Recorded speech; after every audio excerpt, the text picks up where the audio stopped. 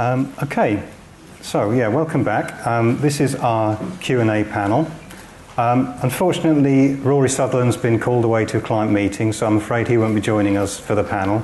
But we do have Sandra Franklin on the end from Wordtree, one of the leading tone of voice consultancies in the UK. We've got Tim Rich, who you've already met. And we've also got Jillian Ney, who is the UK's first doctor of social media.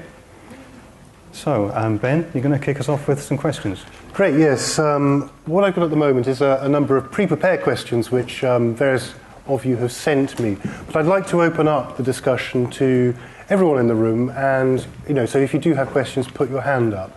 Now, can I ask you, a couple of weeks ago I met a sort of former Tory MP who actually set up the first gay rugby club. And he was doing a Q&A session, and somebody put their hand up and he said, "Oh yes, the lady with the burnt orange jumper." And he said, "Oh my God, I've just outed myself, haven't I?" Now, unfortunately, I'm completely sort of like useless on colour, so if you do have a question, please put your hand up really quite high so I can get the mic to you. The first question is for Jillian, and it comes from Bill Hilton, and it's about big brands and social media. Bill, can I ask you to ask a question? Thanks, Andrew. Cheers. Am I on? Oh, I am. Right. Quite a broad question. Many big brands, I would suggest, still don't get social media. They still see it as a broadcasting platform for which you write traditional copy and traditional ads, and you put them out in front of your in front of your likers and your readers, and they obediently read them and like them. But we know it's not like that. What can we do to change companies' minds to show them that that isn't how social media works? It's very difficult to begin with. We have to go through quite a lot of different processes with our clients in terms of re-educating them. I don't create copy, I'm not a marketer. I've come from a research background, and we research social media to help marketers position their marketing. And amongst all of that, we also go into other departments and help them maybe with research and development, or with the communications within the infrastructure of the organisation themselves. In terms of going back to answer your own question, you need to be able to show them change. We need to be able to go in with some A/B testing, things like that as well, to actually show them. The biggest thing is that they don't want to get caught short, they don't want to get caught in surprise, and they really don't like giving the control to the customer either. But you need to begin with, we've had to work with clients that are willing to take a risk. Everything we do is experimental to begin with, until we get to understand the customer and the client properly, and how the information flows in social media to dealing with that company. So there's no real answer, but it comes from a deep understanding of the client and of their customers. Great, thank you, Bill. Sandra, this idea of risk, do you find that a particularly difficult thing to overcome? Risk in what particular sense, sorry? In the sense of encouraging an organisation to take those risks when they're using social media. Social media, I find a lot of organisations are, like you said, Jillian, they're really scared of it, aren't they? They're really scared. And from our perspective, when it comes to tone, it's quite a grey area, because people, when you're doing social media and you're communicating on an organisation's behalf through a social media platform, there's a certain amount of your own personality that comes through, but also the organisations as well. And it's where those boundaries blur, really, that people are quite uncomfortable with just letting often somebody quite junior loose on their social media to speak on behalf of the organisation. And it's a scary thing for a company, you're letting leave yourself quite bare and open to anybody to speak on your behalf. It's quite a scary thing, I think, yeah. Great. Does anyone have any other questions around sort of social media? Yes, please. If you just wait for the mic, thank you. Hi. Sorry, it wasn't so much a question as a comment, because I think, just referring to what you were saying about junior people being in charge of social media, I think that's one of the problems that companies have, because they wouldn't let juniors on their website or write the copy for their DM. And so I think there's a change that we need to make where they recognise that that channel is the same as every other communication channel and you need professionals to be handling it. If you've not been media trained, then you shouldn't be on social media, and it comes through in all different shapes and forms. I'm come from Scotland, obviously, and I've been analysing the independence referendum debate data, and the amount of companies and organisations that someone's had, it's been on their mobile phone and it's been a junior member of staff and they've tweeted something that should not have been tweeted. One of the councils was even involved in this. I dare say there'll be some reprimands coming from it. You need to be very, very careful with that, especially with junior staff as well, because some of them just don't get the warrant of it. They just don't understand the damage that they can do by putting something out there. Thank you very much. Tim? I just think there's a broader point here. You know, it's about the confidence of the organisation. You know, picking up on your point, do they have the confidence in who they are, in their products, in their services, in their ability to have a conversation? And if there are people who are detractors, have they got the wit and the guts to actually engage with them? Now, some people do it brilliantly, like a sort of a Paddy Power. Mm-hmm. They're that kind of organisation. They're full of confidence, they're full of spirit, they've got that kind of communication spirit. I think the question comes when you're a very serious corporate that does serious and sensitive stuff, how do you then use social media? How do you respond to the detractors? Do you just play it very straight? I think it's much harder for those companies. Mm-hmm. Thanks, Tim. I'd like to move on to a question from Fabian Garcia, which I think is relevant to this. It's about how a brand speaks and the voice that it uses. Fabian. Yeah, it's a question for Sandra, yeah. And it is, should a brand actually speak with one voice, or is it more authentic to speak with the various voices of your employees? I think, certainly from my perspective, I'd say a brand should speak with one voice. It's more authentic, it's more real, it's consistent. I mean, if as a person we were to suddenly start speaking to somebody else in a different way because they were from a different background, we'd seem a very unstable character. So for a brand to have that consistency makes them much more believable, much more likely to be trusted. Social media, as I mentioned before, is a slightly trickier area because, I mean, nowadays we don't have as much human interaction with companies as perhaps we did 10 years ago. You know, we don't speak to a bank manager. It's all letters, emails, online apps. We don't have that human connect as much. Social media brings that in a little bit more. And I think from my perspective, I'd say it's good to have a framework of how the brand's voice should be speaking, but let a little bit of the individual's personality through, because if you've got a social media channel with perhaps 6 people policing it or using it, they can say, oh, hi, I'm Tom from company X. They've still got a framework and a voice to speak in, but they might have a little bit of themselves, because it would sound completely false if they were just, it would sound scripted if they weren't to have a little bit of themselves in. But it's a very difficult area, I think, for brands to get right. I mean, what are your thoughts, Jillian? It can be difficult. When I started my PhD, I went to work for a holiday company, and they were going and we're going into social media.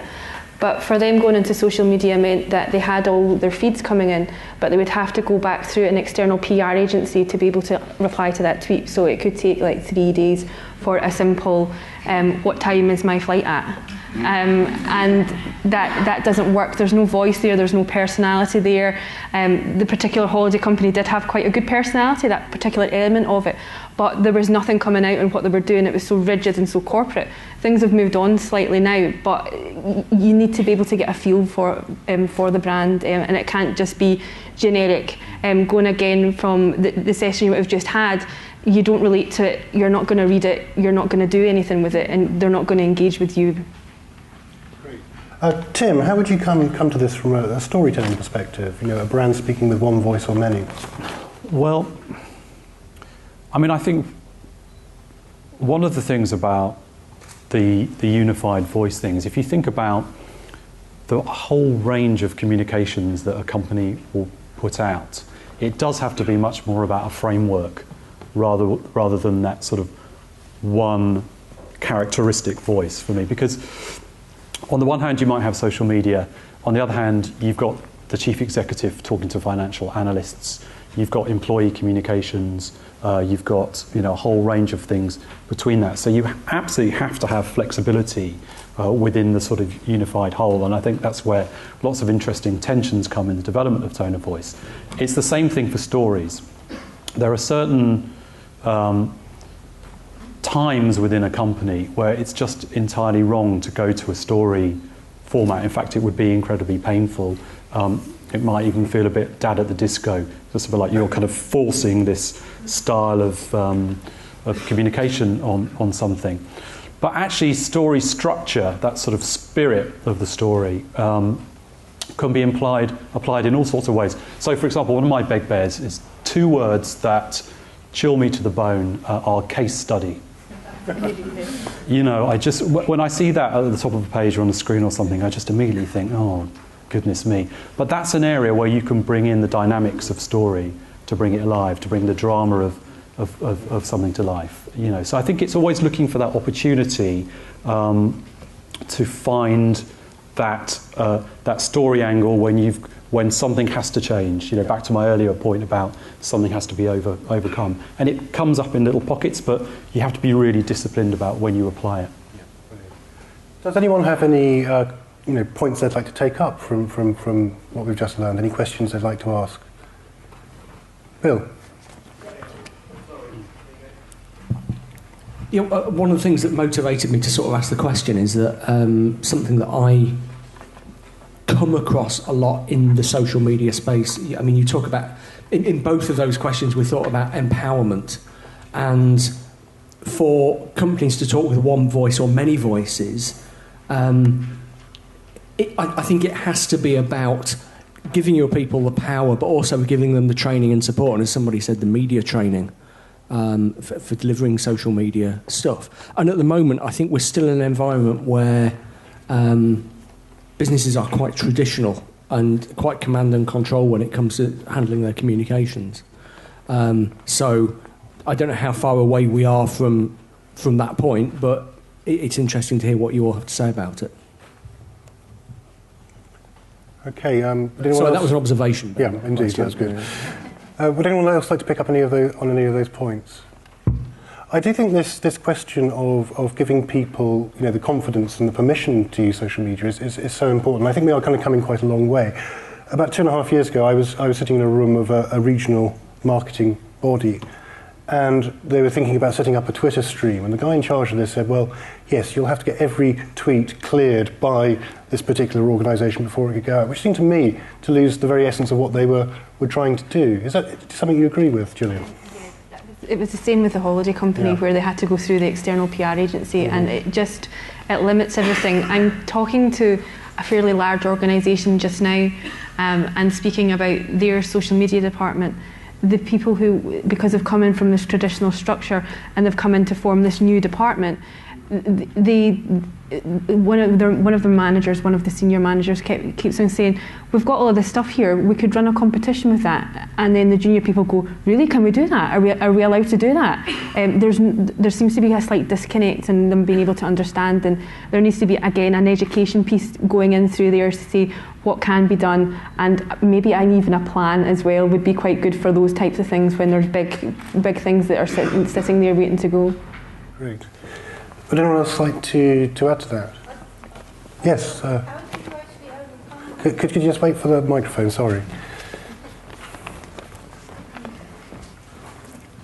What do you actually do? What do you suggest these companies do to overcome that fear, to that sort of holding on to their copy and everything has to go and be checked and verified? Because I've been in that situation and I just got out of it because I couldn't handle it.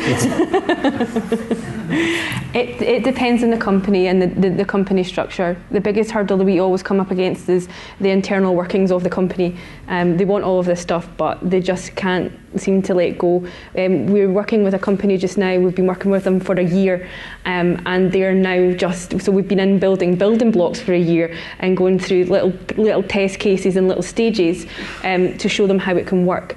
One of the big things that we did for that particular company is we went to do an audit of all our competitors. and every single one of their competitors, they work in a really strange industry as well. It's professional services, and it's very much business to business. And the consultants within their company just didn't feel that they should be there, but their new marketing staff wanted them to be. So there was a big, massive debate going on. So we've been doing lots of little test cases with them to show them the power of it, to show them what can happen. And then later on next year, there'll be a big formal launch of what they're going to be doing. But it's taken a long time.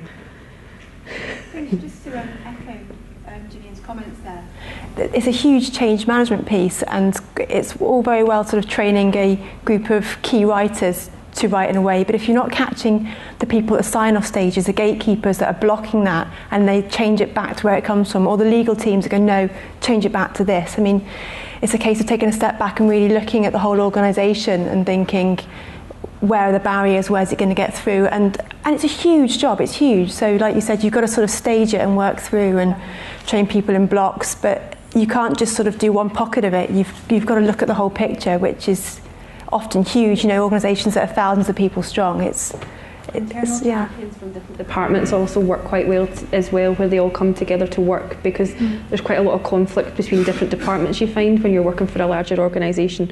But if you bring them together properly, it's easier to manage that way as well. Sandra, I think your point about gatekeepers is quite an interesting one, because it echoes something that Tim was talking about earlier when you were talking about Ericsson in your presentation, and trying to get those people at the very top to use a very different tone of voice to the one they might instinctively kind of fall back on in the situation that they were in. How did you go about convincing an organisation to do that? Well, it's that point that when a company's in crisis, they're often become really interesting in terms of communication. You know, when your back is against the wall, you have to either communicate effectively or not in some cases. And I've often thought, if you could just capture a bit of the atmosphere around crisis and use it with companies who aren't in the middle of crisis, it would be incredibly useful. The hardest bit, in a way, are companies that are just going on quite nicely. Thank you. They're sort of a little bit complacent. They don't feel the need for change. But yeah, I was thinking, just as you were talking about culture change, that how much of this is about, to use that cliched tone at the top, how much of this communications culture within the company is coming from a chief executive. And that's why I'm interested in this idea of how we as writers and communicators continually raise our game, raise our profile, raise the level at which we're trusted within the company. And of course, once you've got the ear of the chief executive, that's an incredibly useful, potentially influential place to be, but it's difficult to get in there. And one of the other things that's happening in our industry that's very important is that lots of different types of agency and business and individual are now competing to get that point of influence. Of course, that's always happened, but I think it's happening more. It's partly happening around stories. So PR agencies, advertising agencies, brand agencies, writing agencies, individual writers, designers, it goes on and on. We're all trying to move further up into that land. So we're going to have to learn. We're going to have to keep competing harder to get to those points of influence. Great. Yes. Thank you. Thank you. I'm referring back to what Tim said earlier about companies having confidence. I come from the client side, and my experience is it's about brand authenticity as much as anything else. So if the people inside the organisation feel strongly confident about the brand, they can be strong advocates for the brand. And the companies who are very successful at allowing their employees to tweet on their behalf are the ones who are confident that they're going to tweet sensible things sensibly about the brand because they're advocates of the brand. But where you have tensions around the brand inside the company, if you take a company like Vodafone that says one thing, but the people on the call centre desk know something quite different, you wouldn't want those people tweeting, because I've had conversations with them on the phone, and they tell me things that they're not allowed to say, but they say we're not allowed to say this. So you couldn't possibly allow that person to tweet. So I think that that advocacy is really critical, and getting employees to be on board and advocates for the brand is essential. That's a really nice example. It just reminds me of something that happened to me last week. I went into my local NatWest and I wanted to get some euros. And a situation occurred which is the opposite of an armed robber going in with a little note. The bank teller, is that still a term? Yes. On the other side started to write me a note. I thought, what on earth is this? And she kind of kept looking around. And she put it under the grill, and I read it, and it said, don't go here, go to, XXX currency exchange, and with the address on it. And I just thought that's a great example of helpful banking, which I think, and in a strange way, probably keeps me loyal to NatWest, because there's someone with that kind of character. Whether her bosses would reward that behaviour, I don't know. I think that's a really good point, because I think it's so refreshing, because it is so contrary to what we're attuned to expect in an environment like that. I tried to buy a stamp from a post office for the first time in years, about 6 months ago, and I gave up in defeat. I turned up, there was a terminal which I couldn't understand. It was telling me to go to one of 3 different types of counter, which I didn't understand. So I rocked up to one and said, "Can I buy a stamp, please?" And they said, "No, you can't get a stamp from here. But why don't you try and buy it from our little card shop?" So I went to that, and then it was closed. And I just couldn't post a letter, And I think what you're talking about there is that humanity almost, Yeah. which Rory was talking about earlier, which is very refreshing and binds you in as a fellow human being and a customer, I think. And that's why so much of today's conversation is actually about culture, business culture, management culture, and to your point, authenticity and people feeling it and being empowered, or whatever that means. But actually, we're all railing against the dehumanisation of language, the dehumanisation of business process, the dehumanisation of business. And isn't it amazing that we all respond so warmly to someone just being a person? Indeed. I think the point there, sorry, just to butt in very quickly, it's almost like that Seth Godin thing, isn't it, where you see a sort of a homemade sign sort of saying, food available here. You trust that a lot more than a very corporate-looking one. Sorry, Sandra.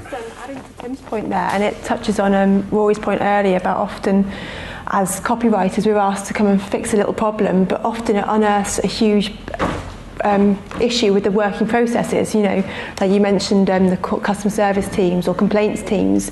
We can't write it like that because it happens like this, and you go, actually, that's not a writing issue. That's a process issue. You've got to fix something behind the scenes, and often you're brought in to put a couple of nice lines of copy to fix a far more fundamental problem that actually needs to go back to the business and be looked at in a wider context. I'm sure you've all come across something similar. Brilliant. Would anyone like to develop any of those points? Andy?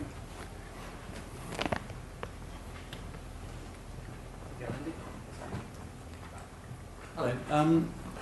Just referring back to, again, Rory and his arithmocracy. I mean, whatever we might think about the rights and wrongs of that, companies at the moment are largely led by people who trust the numbers, CFOs, chief operations officers, chief marketing officers, chief commercial officers, CEOs. One of our clients is The Economist, and when they appointed a new CEO, it was the ex-finance director, not the ex-social media director.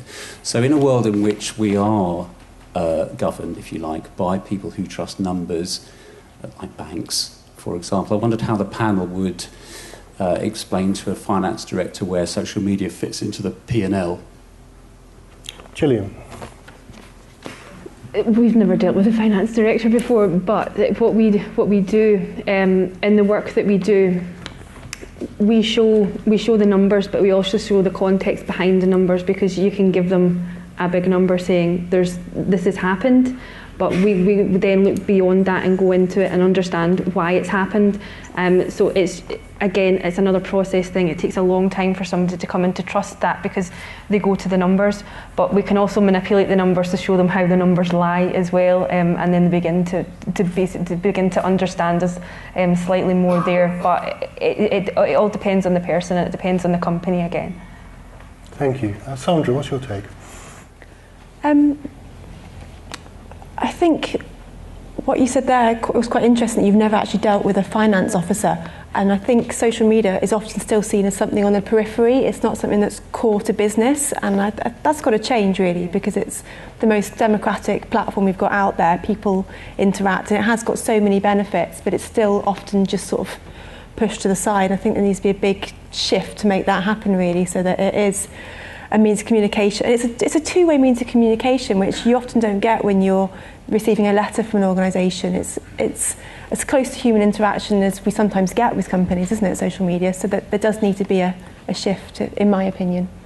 Tim, what's your take on Andy's question? I mean, I find myself in the strange position of having to defend CFOs. Just in the sense that,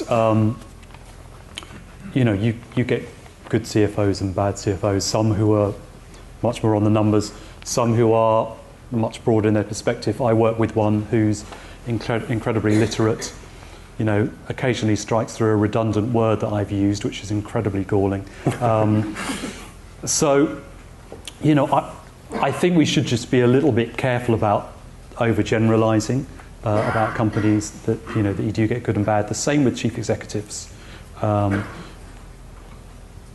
not really in the business of making the financial case for social media to companies. I think that it would be interesting to ask directors of communication and brand directors what they're being asked to do at at board level, how much of this is on the mind of the non-executives, as well as the CEO and those other executive officers, and what's that kind of internal dynamic? I think that would be really interesting to hear from them. Great, thank you. Does anyone have anything they'd like to pick on before we move on?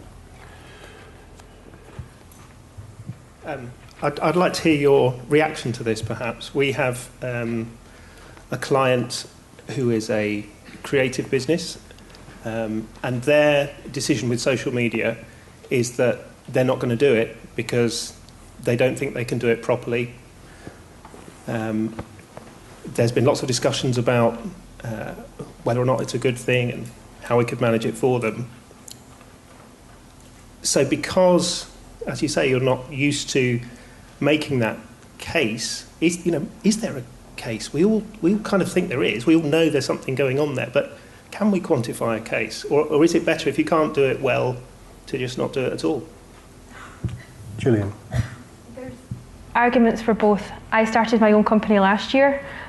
I am the worst I don't like social media. I don't like it. When I went to do my PhD, I wasn't even on social media, and I had to before my PhD. And I don't manage any of my feeds. I go in from time to time and do little bits and pieces. And it's exactly the same with my company, because we've not got anybody to run that feed yet.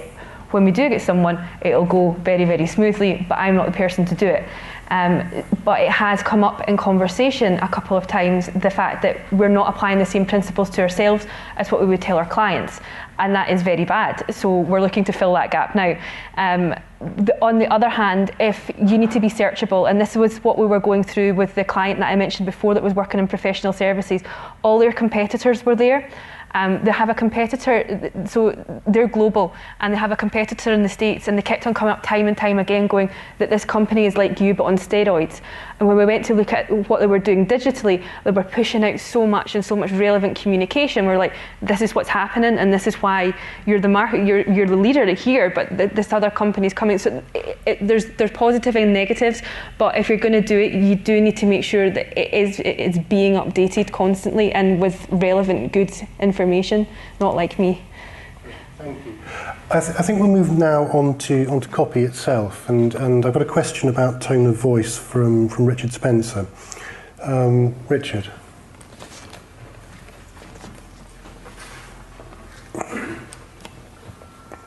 The question was back to the tone of voice stuff we were talking about a bit earlier, I think, in a way, Ben. It's a very popular term at the moment, and I just wondered whether the panel felt that tone of voice is often simply advice on writing well, and that imaginative messaging is actually the key to brand building, which probably draws in Tim, I think. Tim and Sandra. Do you want to go first? Okay.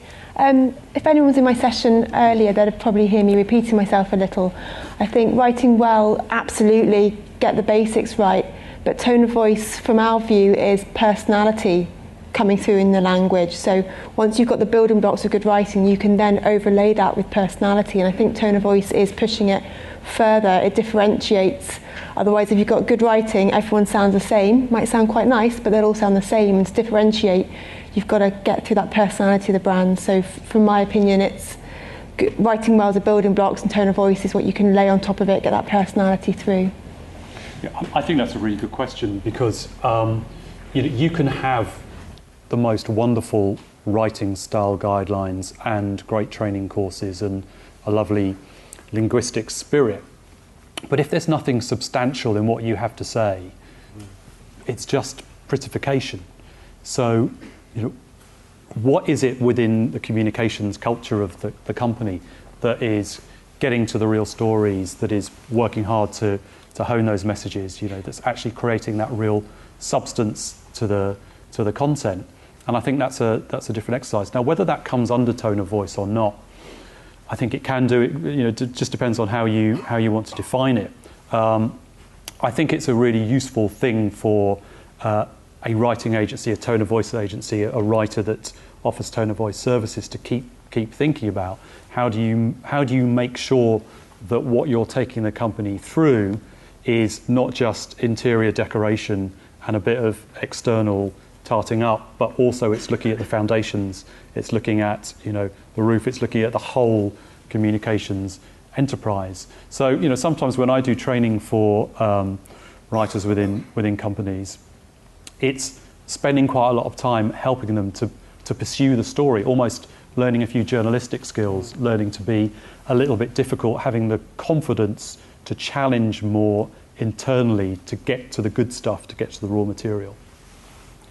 Does anyone have any questions they'd like to ask about tone of voice to the panel?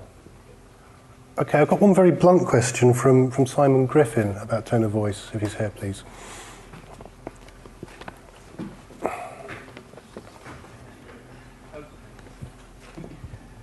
Yeah, blunt question is the term tone of voice out of date? Based that it's been around, I don't know this for sure, but I think it's been around for 30 years or so, and at a time when it was, you'd have 2 or 3 different types of communications, from advertising to letters and things like that. But with the new generation of media that's come in, is it no longer relevant? Sandra? I think I'd agree with you. I think tone of voice is a blinking awful phrase. I mean, what does it mean?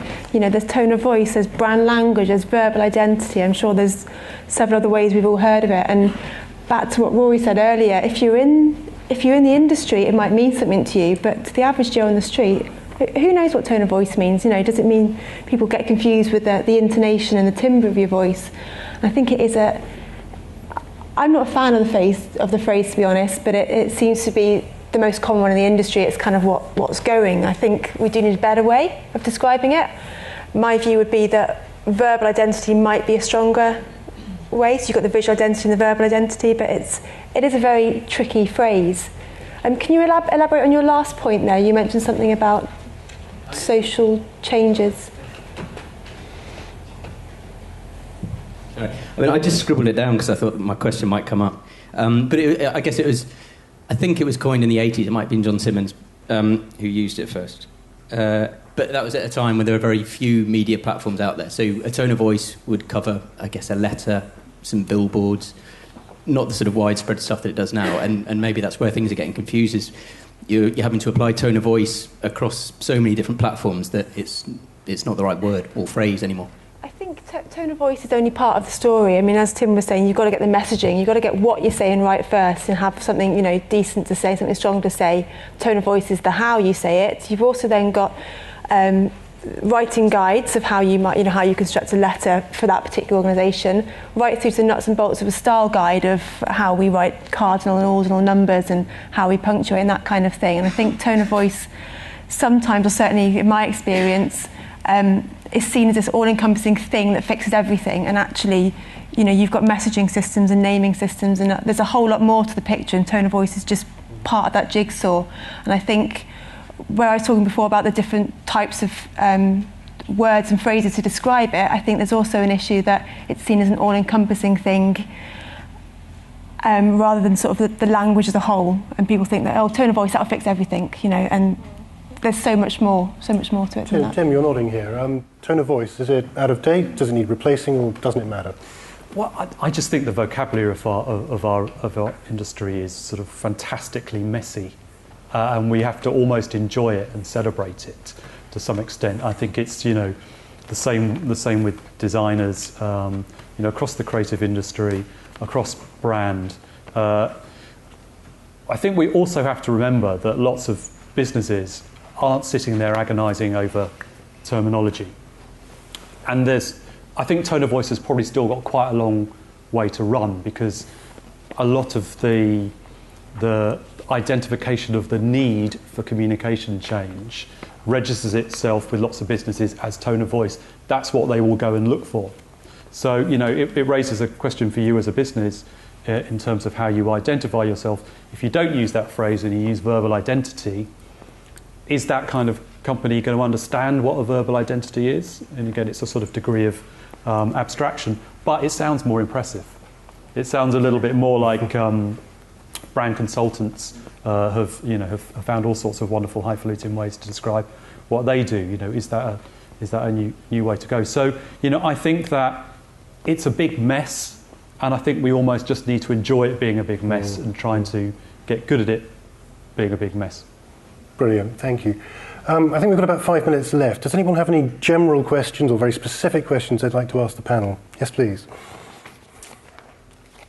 Hi, this kind of follows on what we've just been talking about, but recently Russell Davies from gov.uk talked a little bit about what they've tried to achieve, and they've basically done away with tone of voice altogether, and they're focused very much on clarity, I guess, what we were talking about earlier, the basics of good writing. And I just wondered whether the panel thought that there are some organisations or some bodies that shouldn't really or don't really need a tone of voice, and if so, who they think they might be. Very interesting. Who'd like to come in? Tim? Well,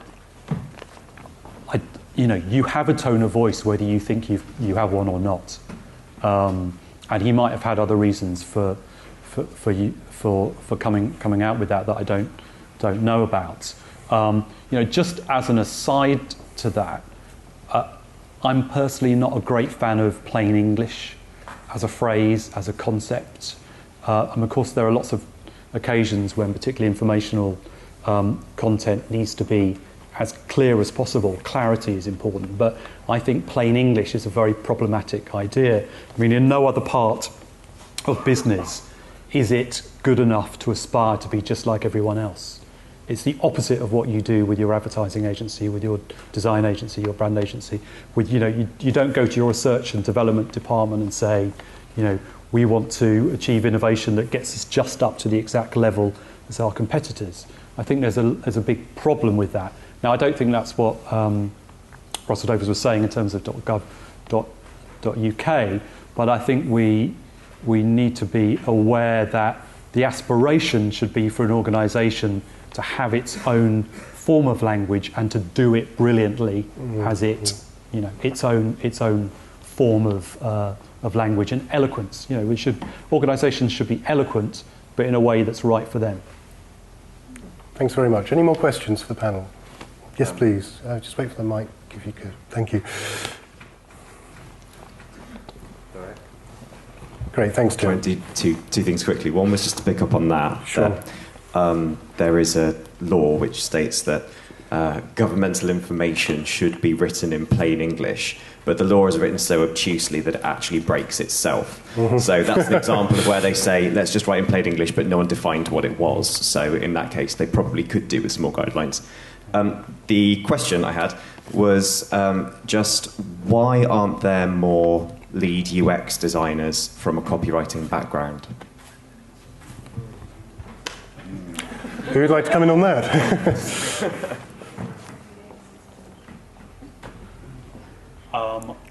Give it a crack. Well, 10 years ago, no, I don't. I've got no idea why there aren't more. I mean, I think that there's a serious point, which is that for everyone's a community these days. So us as a community of writers and communicators, I think there's a lot that we can learn from the design industry. It's done an enormously impressive job over the last 20, 30, 40 years in terms of how it's developed and evolved and become valued and its profile within business. And I think that it produces a lot of people that are very well trained, very motivated, are often very sophisticated in terms of communications as a whole, and that you quite often get designers going into jobs, or people that have come from a broadly sort of design background. And I think that you get far fewer coming from a writing background. That's my take, and it's not an expert take on it. But I think that we need to look to the design industry and its successes, and that might be a symptom of how successful that industry has been. Thanks, Tim. I thought you... Sorry. If you think of sort of, brand as a whole, part of it is the design and the visual side, part of it is the language, and I still think there's a huge disconnect there that if we think brand, we think a logo, colour palette. Actually, there's a lot more to it. There's the messaging, the values, all the words that go with that, and it's still not getting the credit it deserves, in my opinion. I'm not sure I'm not alone there. And quite often it doesn't get the budgets it deserves either. The design gets a huge whack, and the messaging and the language often has a smaller slice of the budget and of the overall perception, really, I suppose, from the audience. I don't know if you'd agree with that one at all. Well, I think quite often there are lots of writers and editors working within design consultancies, and it sometimes gets grouped within the design offer. So actually, writing ends up becoming a sort of subset, and there are lots of issues to do with that. And that if you are a writer within a design agency, you've got particular challenges often. And if you're a writer working with design agencies, you have to push very hard to make sure that you get into the process at the point at which conceptual meaning is created, because quite often you can end up getting marginalised and you're brought into the process very late. Just that somehow you're going to create the text, like a sort of one stage up from lorem ipsum. So, I think there's a big challenge for writers within the industry to get in early with clients. I don't know whether that's strayed from the question, but... I think the panel did very well to that particular googly of a question, and I think we've got time for one more, so if anyone would like to do a leg break, yes, please.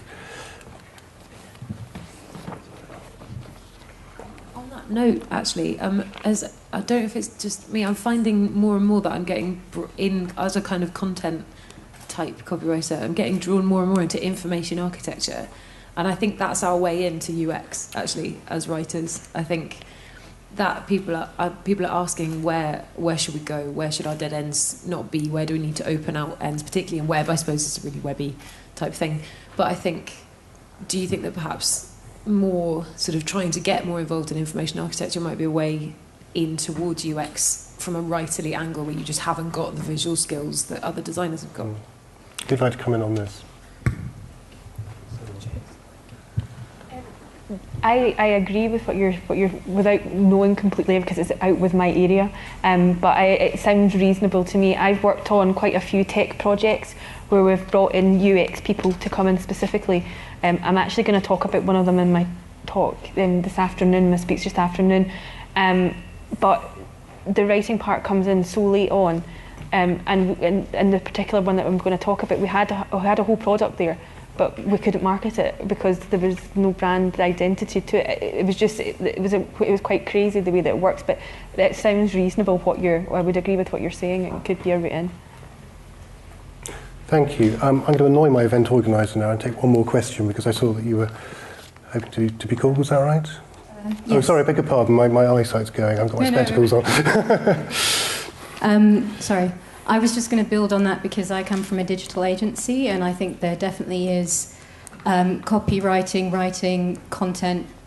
There's a lot of opportunities for us to move into UX, or in fact we already do it.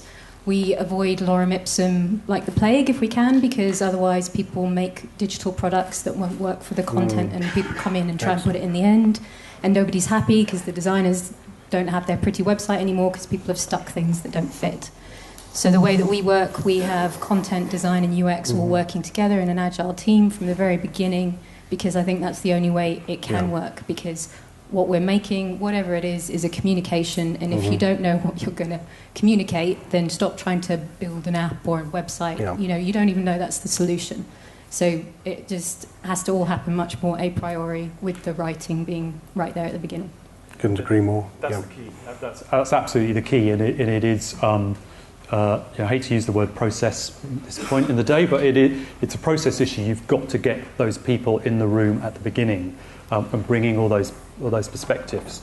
And for those of us that don't work within an enlightened agency like that, but perhaps work with all sorts of other organisations, you have to stay alert to at what point you're being brought into a project. You have to try to create the situation within which you're there early on, and actually sometimes to try to own the client relationship and to draw in the designers and the design agencies with you, but maintaining that enlightened view of actually inviting the designer in to work with you up front on the conceptual work.